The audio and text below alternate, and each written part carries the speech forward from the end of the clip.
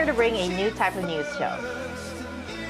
New insights, new styles, and new topics every day.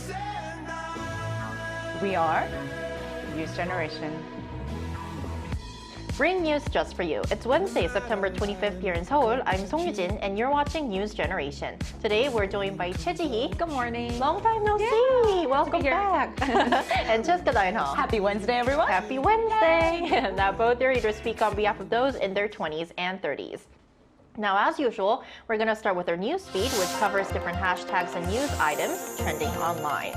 In celebration of its 25th anniversary, Starbucks Korea is launching a trial run of its new subscription service, Buddy Pass, starting next month. For a monthly fee of 9,900 Korean won, or about $7.40, users can enjoy a 30% discount on one drink every day after 2 p.m. The subscription also includes a 30% discount on food, free delivery, and free shipping from the online store once a month. After the 3-month trial period, Starbucks will decide whether to continue the service based on its success. In entertainment news, today is the deadline set by K-pop girl group NewJeans for HYBE to reinstate Min Hee-jin as CEO of their management agency Adore. 2 weeks ago, the 5 members held a surprise YouTube live stream stating that they want Adore, quote, restored to its original state by September 25th. Industry insiders speculate that the group may be considering terminating their exclusive contract with HYBE if their request is not met. Min Hee-jin was replaced last month by HYBE's former Chief Human Resources Officer Kim Joo-young after a feud with the company. Meanwhile, the Korea Lottery Commission, which operates under the Ministry of Economy and Finance, is considering increasing the prize money for Lotto's first-place winners. The commission launched an online survey on Tuesday to gather public opinion on adjusting the first prize amount. There has been growing dissatisfaction, with many saying it's becoming harder to buy a house in capital Seoul even after winning the Lotto due to inflation and soaring real estate prices. In July, 63 people won the first prize in one Lotto drawing, with each person receiving approximately 300 million won, or about $224,000 after taxes. The commission noted that the average number of first prize winners is typically around 12, with the average prize amount being 2.1 billion won, or about $1.57 million. So I want to ask our panelists, what are your thoughts on this consideration to increase the first prize amount? You know, I would like to first confess or preface that I've never bought a lottery ticket. Really? Yeah, so I would like to speak from a very humble point of view. But one other thing that I was thinking when I was hearing the news feed today is I have 2 different thoughts. One is that I do know that lottery can be very addictive. Right. So if the prize pool money becomes higher or lower, I think it can both affect people's psyche in terms of how they approach buying the ticket. So if it's easier to win, people may get hooked because the chances are now bigger. But also, if the prize money becomes too big, then people might be betting their life on it just to get that one chance to change their lives. And I've seen too many documentaries of people whose lives have changed drastically. Right. Whether it be, you know, people trying to take advantage of them or crimes happening because of this, you know, big fortune that came out of nowhere.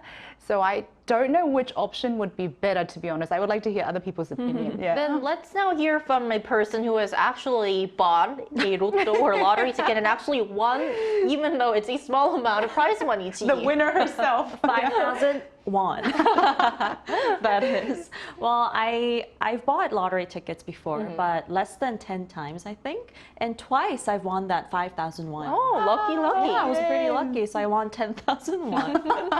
But regarding this new move, I'd rather have more people get that 300 million won than have one person with a with a lower probability winning a higher or a bigger amount So of a the smaller amount of prize money, but a large number of winners. because 300 million won is still a lot. Of course, it definitely is. And I don't think you should, for me, I wouldn't expect to buy a lottery and hope to get a house in Seoul after winning a lottery. And with 300 million won, you can do so many other things. You can invest with it, or you can even get a house somewhere else other than Seoul too. So I'd rather have that amount of money given to more people than just one person. Right. I think if I had a chance to win 300 million won by winning a lottery, I think I would be so happy. I'd be so happy too. Right. I would be throwing parties. Me too.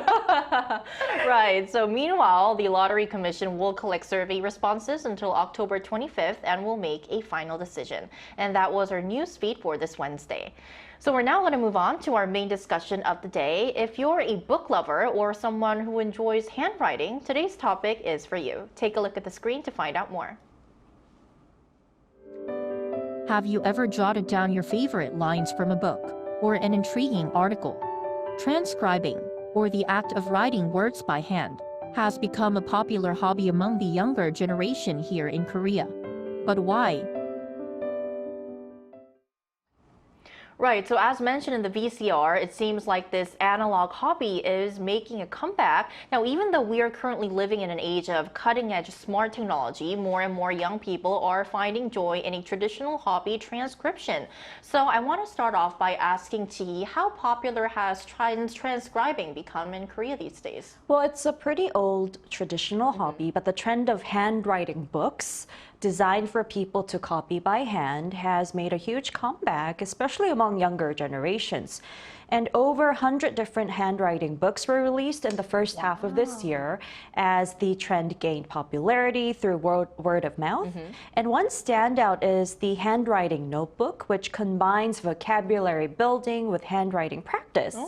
And since its release, it's sold a whopping 100,000 copies, making it one of the most talked about books of the year so far. And it wasn't this book in particular, but I've also been gifted one of these handwriting books specifically designed for transcribing. What's special about that book? Well, for those who don't know which passage to transcribe or what book to read to help them transcribe, this is a good book to start with because they have passages, inspirational passages on every page. So you can just randomly open a page. If you like it, you can copy it down. Oh, I would like to check that book out. And as G mentioned, what's interesting is that transcription isn't exactly new. It's actually quite an old hobby. It was especially a very common thing to do for our previous generation, such as our grandparents, right? Yeah, precisely. So my grandparents are obviously much older, and some people who haven't been even properly educated. My grandma has this huge Bible on her dinner table and always transcribes them. And I think for a lot of people, it has a religious background to it. So I know some people who write, the Buddhist readings and transcribe them on a regular basis. So I think our previous generation even considered transcribing as more like a mental and physical training, something to sort of, cleanse their minds and kind of focus. But what's particularly interesting about this trend that is happening in our generation is that it's completely out of the norm. Right. Everything is automated and we can type and, text everything. And we have tablet PCs too, right? Exactly. And we are actively actually choosing to pick up a book and actually put it on a piece of paper and then actually write with pens and paper. I think that is something very unique and special. It is indeed. And there's a reason why we invited Chi and Cheska as panelists of our episode today, because I've heard that both of you regularly transcribe materials. So starting with Chi, could you please introduce what you like to transcribe? Well, first of all, I've actually been someone who regularly jots down like random thoughts or ideas or sometimes keeps a diary. But this year I took it up a notch by joining a group of like-minded people committed to daily transcription during only the weekdays.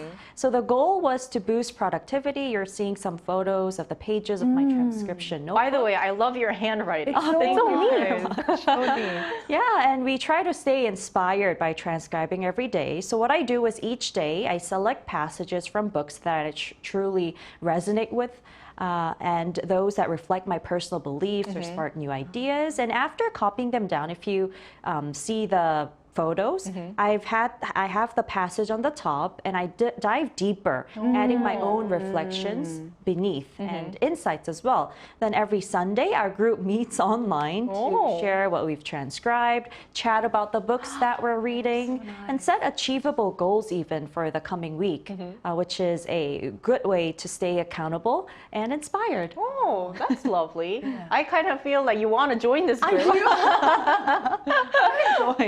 Like my eyes were like sparkling. I was like, You were like, oh. where can I sign up?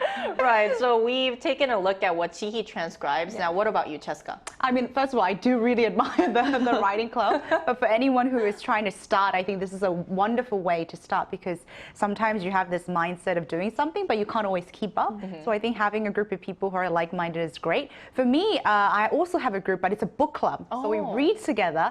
But the writing is a bit more active and personal in that I write both the English books and Korean books, but I write more inspirational quotes and things that I kind of want to regurgitate and then digest again and again. So if you see, I usually take more of my own notes or thoughts that are provoked when I read the book, because I kind of see the book as more of an active relationship between the reader and I.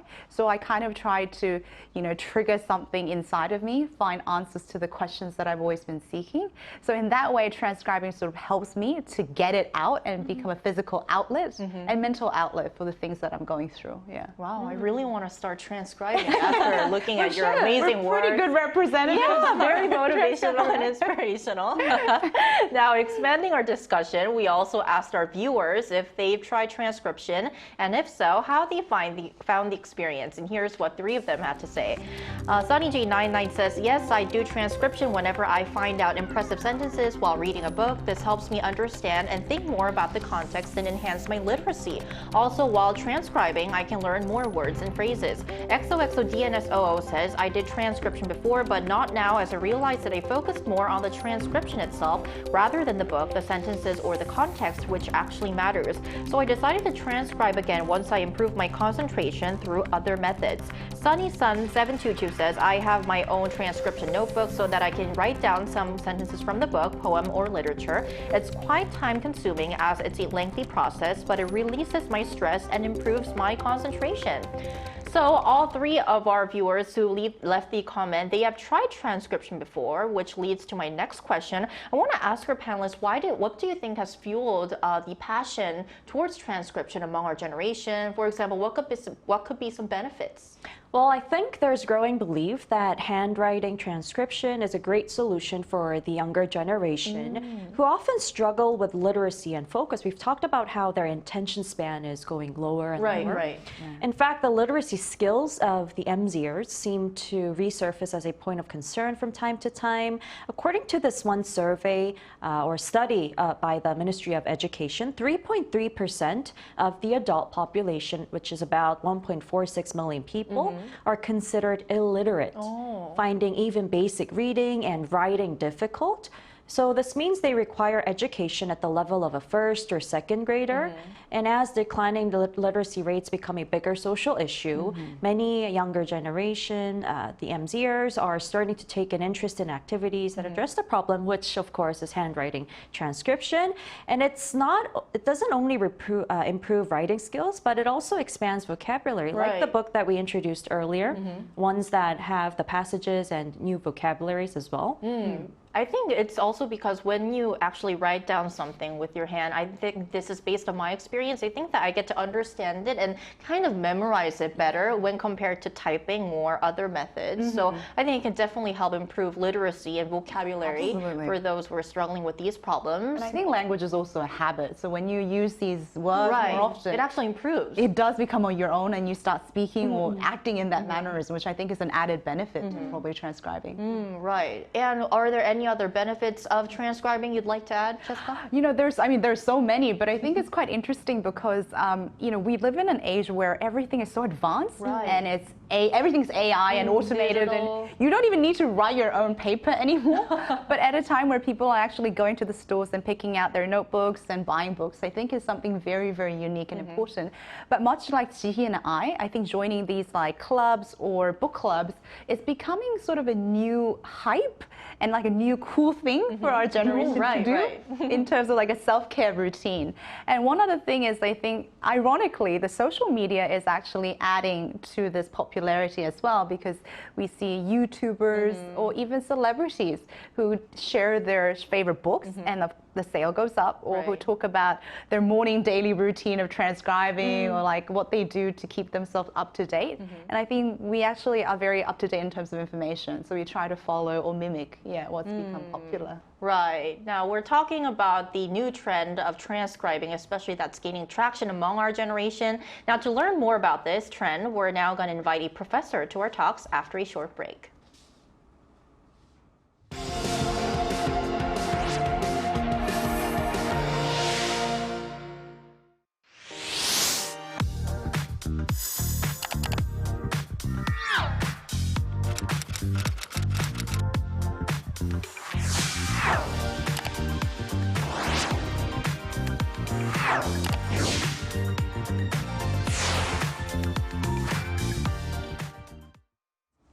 So today we're joined by Scott Shepard, an assistant professor of English at Chungshin University in Seoul. Welcome, Professor, back to the show. Good morning. Thanks for having me. Thank you for joining us once again. So our first question for you, Professor, is we talked about how transcription can improve one's vocabulary and literacy. And I want to ask you, do you also agree with that? Yeah, I mean, it was really interesting listening to your discussion. I think the way that Jessica and Jihye, you both do transcription, that is absolutely a brilliant way of being active readers and kind of absorbing what you're reading and not just passively doing it, but actively engaging with the text. And I think if you're transcribing like that, then that is honestly, it's a brilliant way to do it. And I think it will be really very beneficial to you as a reader. I guess the danger is how people transcribe. And if people are being active and selective about how they're transcribing, then it's going to be really useful. And it sounds very useful. To be honest, it makes me want to join the club as well, Jihye, that you sounds like really fun. But if you're just kind of brainlessly copying something out with even if it's with a pen, if you're just brainlessly doing it in a passive way, I think the second comment in the 3 comments you had, it kind of pointed this out. If you're just doing it brainlessly and mindlessly, then actually you're not going to get so much out, and you're going to be spending a lot of time for very little, impact. So it really depends on how you're doing it. If you're doing it in a really kind of careful and thoughtful and active way, then it's going to be really useful. But it is a time-consuming process, and we've only got a limited amount of time in our lives. So if you're going to do it, you've got to do it properly, really. Otherwise, it's just going to be a waste of your time. So I think it's a great practice, but it just needs to be done carefully. Right. I totally agree. And Professor, if you're truly interested, I'll let you know how to join the group. Yeah. Well, moving on to my second question. So as we mentioned earlier, transcription has been around for a long time. But why did people from past generations engage in it? And what was its common purpose back then? Well, of course, the past is a huge thing, and it depends on where you're talking about and when you're talking about.